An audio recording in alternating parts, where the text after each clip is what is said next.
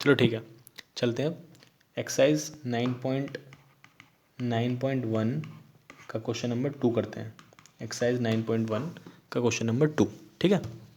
क्या बोला है इसमें, देखो यहाँ पर क्वेश्चन है तुम्हारे सामने। इसने बोला a tree due to storm and the broken part, a tree breaks due to storm. एक ट्री है, एक पेड़ होगा, सपोज करो एक ऐसे पेड़ होगा, वो टूट गया है। So that the top of the tree touches the ground, जिसकी वजह से जो टॉप है ट्री का वो ग्राउंड को टच कर गया। देखो ये कुछ ऐसे होगा, एक तुम्हारे पास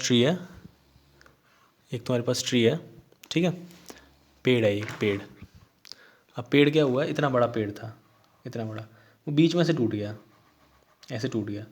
यहाँ से जब पेड़ टूटेगा तो अगला स्टेप क्या होगा, अगला स्टेप क्या बनेगा, ये पेड़ नीचे वाला तो एज इट इज रहेगा ये वाला, और ये ऊपर वाला हिस्सा ऐसे करके गिर जाएगा ना, ऐसे करके, तो ऊपर वाला हिस्सा ऐसे करके गिर गया है। मान के चलो ऐसे पेड़ था, यहाँ से टूट गया, वो वाला हिस्सा, ये वाला हिस्सा ऐसे करके गिर जाए, तो ये वाला हिस्सा ऐसे करके गिर गया है, ठीक है। तो उसने बोला a tree breaks due to storm and the broken part bend, broken part bend कर गया है। So that top of the tree, जो टॉप था ट्री का, ये कहाँ था, पहले यहाँ पे था, अब वो गिरा होगा तो कहाँ आ गया, यहाँ आ गया। So that the top of the tree touches the ground makes an angle 30 degree, ground को टच कर रहा है, हाँ ये कर रहा है, और ग्राउंड के साथ कितना एंगल बना रहा है, 30 डिग्री, ग्राउंड के साथ कितना एंगल बना रहा है, 30 डिग्री। फिर क्या बोला है, the distance between foot of the tree, foot क्या है ट्री की, ये पैर, foot of the tree, the distance between foot of the tree to the point where the top touches.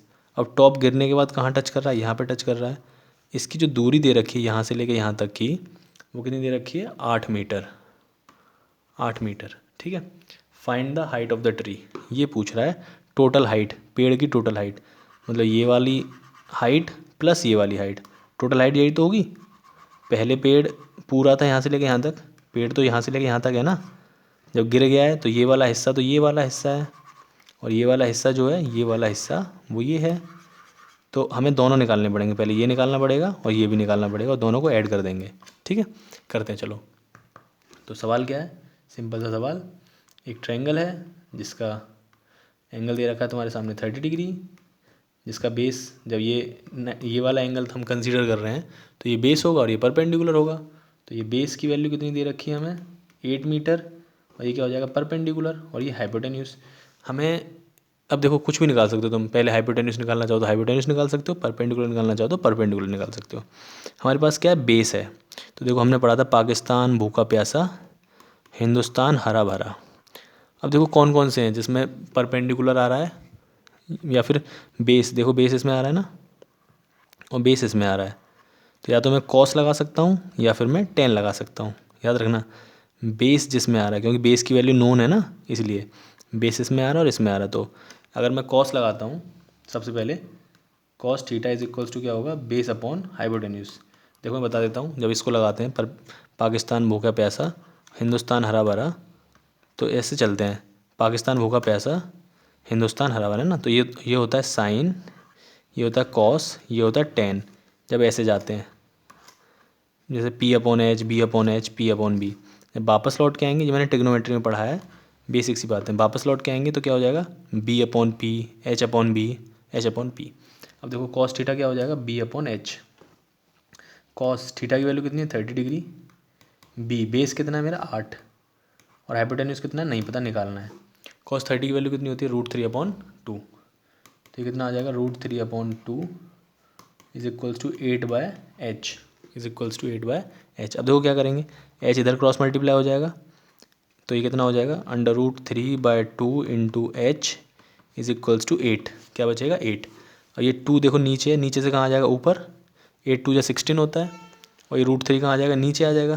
तो h की वैल्यू कितनी आ जाएगी, h की वैल्यू आ जाएगी 16/√3, 16/√3, 16/√3, 16/√3, देखो है ना। तो हमारा हाइपोटेन्यूज कितना आ गया, हाइपोटेन्यूज इक्वल्स टू 16/√3। और देखो यहाँ पर एक तुम बेसिक सी बात बता रहा हूँ मैं, जो बच्चों वाली बात है, यहाँ अंडर रूट में √3 आ रहा है, √3 एक इर्रेशनल नंबर है, और इर्रेशनल नंबर कभी डिनोमिनेटर में नहीं आना चाहिए, याद रखना। तो अगर इर्रेशनल नंबर डिनोमिनेटर में आ रहा है तो हम उसको क्या कर देंगे, रेशनलाइज कर देंगे। तो हम क्या कर देंगे, इसको रेशनलाइज कर देंगे, ठीक है। रेशनलाइज कैसे करेंगे, सेम √3 से ऊपर मल्टीप्लाई कर देंगे और √3 से ही नीचे मल्टीप्लाई कर देंगे। तो कितना हो जाएगा, ऊपर हो जाएगा 16√3 और नीचे कितना आ जाएगा √3 इंटू √3, √3 इंटू √3 कितना होता है 3। ठीक है, तो ये आ जाएगा। तो हमारे पास सवाल था, सवाल में हमारे पास क्या था, एक ट्रायंगल जिस ट्रायंगल का ये वाला एंगल 30 डिग्री था, ये वाली साइड 8 थी, हमने ये निकाल ली, कितनी आ गई 16√3/3। हमें क्या निकालना है, ये वाली साइड। ठीक है, अब सिंपल है, तुम कुछ भी लगा सकते हो, तुम चाहो तो परपेंडिकुलर अपॉन बेस लगा सकते हो tan थीटा। तो अगर हम tan थीटा लगाते हैं, tan theta is equals to perpendicular upon base. तो tan थीटा की वैल्यू कितनी 30 डिग्री, तो 30 degree is equals to perpendicular, देखो परपेंडिकुलर ये है ना, मैंने बताया ना इस एंगल के सामने ये जो परपेंडिकुलर होगा इसकी वैल्यू कितनी है नहीं पता भैया। बेस की वैल्यू कितनी है भैया 8, tan 30 की वैल्यू कितनी होती है 1/√3। ठीक है, p/8, अब 8 क्या होगा इधर मल्टीप्लाई हो जाएगा, तो यहाँ से p की वैल्यू कितनी आ जाएगी, p की वैल्यू आ जाएगी 8/√3, 8 फिर से वही √3 इरेशनल नंबर आ रहा है डिनोमिनेटर में, तो इरेशनल नंबर अगर डिनोमिनेटर में आता है तो क्या कर देते हैं रैशनलाइज, तो इसको हम रैशनलाइज कर देंगे √3 से ऊपर और √3 से नीचे मल्टीप्लाई करके। तो ऊपर होगा तो क्या हो जाएगा 8 इंटू √3 और नीचे √3 कितना होता है 3, तो ये आ जाएगा 8 इंटू √3/3। ठीक है, तो इस तरीके से सवाल करने हैं।